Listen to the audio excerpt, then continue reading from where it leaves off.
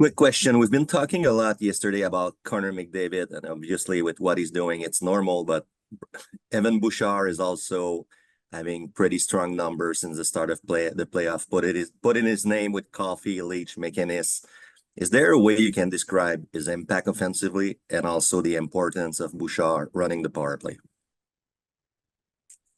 Yeah, Bush has been very key for the entire series and through the entire year. I think what makes our power play special is each guy has a different kind of skill set. You got Hyman at the net front. Nugent Hopkins, a great facilitator. Bush, outstanding shot from the point. Leon can shoot and a tremendous passer. Connor kind of plays rogue all over the ice, seeing plays and kind of setting everything up. I think a lot of it, the attention, when you have a big shot at the top, just takes away a lot of, it creates a lot of tension for the opposition with their penalty kill. And also, now he does have a shot, but he's also a very smart hockey player who sees the ice really well and can make that next pass. Go next to Steven. Go ahead, Steven. Thanks, Bob. Good morning, Kris. We obviously do talk a lot about Connor McDavid, and Jeff's right. Was there a moment when you coached him in Erie where you realized he was that kind of game-changing sort of player? Was there a moment when you were first coaching him where you realized that he had this sort of play in him?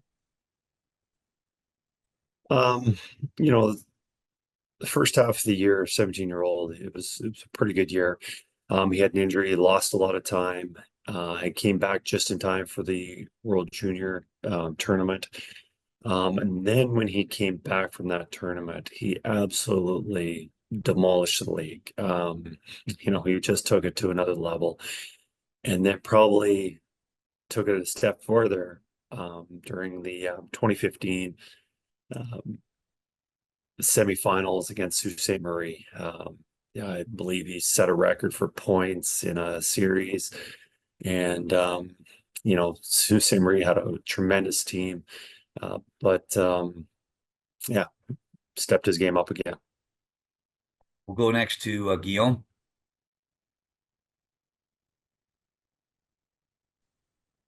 Need to unmute Guillaume. Hi, Kris.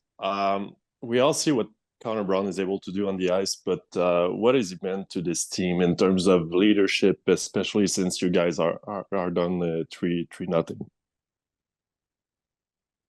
His play right now has been exceptional. He's been contributing 5-on-5. Penalty kill has been tremendous. He's been helping our team in a lot of areas.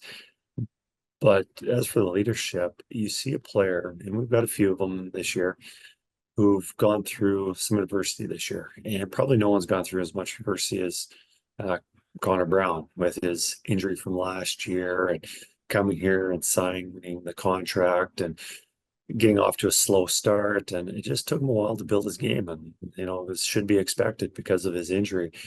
And he just continually got better throughout the season. And even mid-season, he wasn't putting up the points, but he was making an impact and doing a lot of things that he'd done in the past. And, he stuck with it. And it's so nice to see the guy stick with it after going through so much adversity. And right now, there's been a lot of headlines, and rightfully so, how well he's been playing. Go next to Hannah. Morning. So whether it's the power play improving, Skinner's been playing great, or even solving Bobrovsky, what do you think has changed that's allowed you guys to get better as the series has gone deeper? I think with his team, just how well they handle adversity.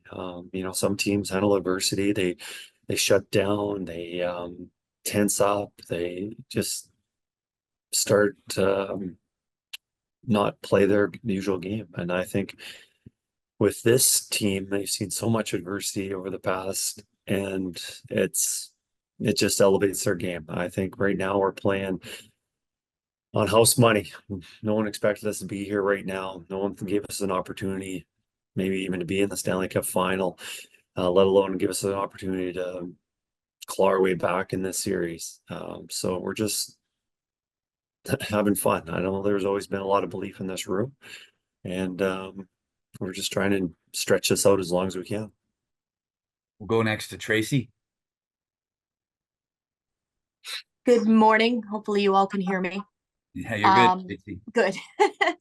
Kris, my question's kind of like Hannah's. This team has talked about its resilience a lot. Why have they been able to do this as often as they have? Be it playoffs, regular season, been able to pick themselves off the mat as often as they have. I think just you look back in November where this team hit, pretty much rock bottom. The expectations were very high from the outside and definitely inside, wanting to have a successful season, and it getting off to a slow start. And when you're, dead last in the NHL at one point, you knew things were going to rebound and things were going to start going in a positive direction. But I think guys just were able to say, all right, let's just start playing hockey right now. It can't get worse than this. We can't worry about falling back anymore. I think that was a big lesson. But also, there's been numerous things that happened through the year. I think that we've handled well, and most notably would be the last two series against Dallas, and especially the two elimination games that we saw against Vancouver. Go back to Steven. Obviously, Kris, I know you got hired in November and kind of new to Edmonton itself, but I'm wondering, even given the process that you guys have as a team, if you kind of comprehend what this run has meant to the city and what you feel the city has been like during the run you guys have been on. Absolutely, I do. You see it around town. I walk around, you see the excitement, the flags all over the place, people driving around with other flags and their clothes around town, even when it's not a game day.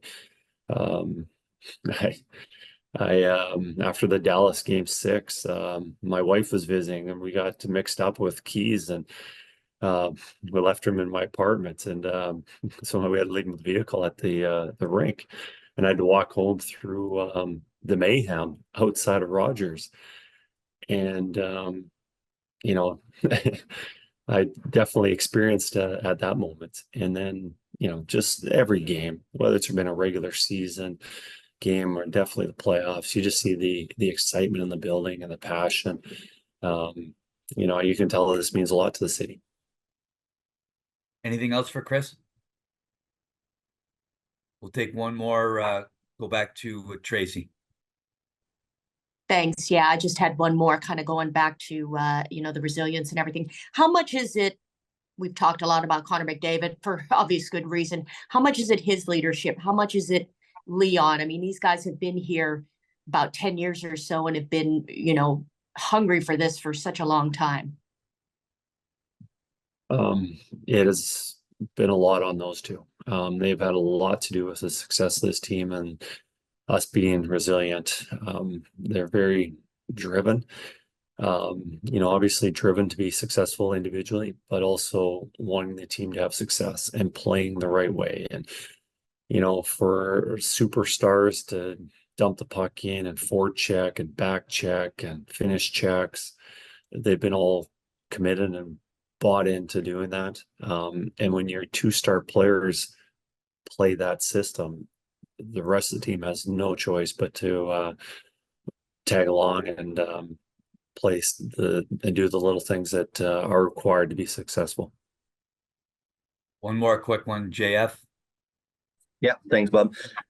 Before game 4, Kris, you told us that Don Pete was able to talk to the players. I'm curious to know, do you remember one maybe emotional speech by one of your own players, or have you done Hollywood kind of speech since you're down 3-0?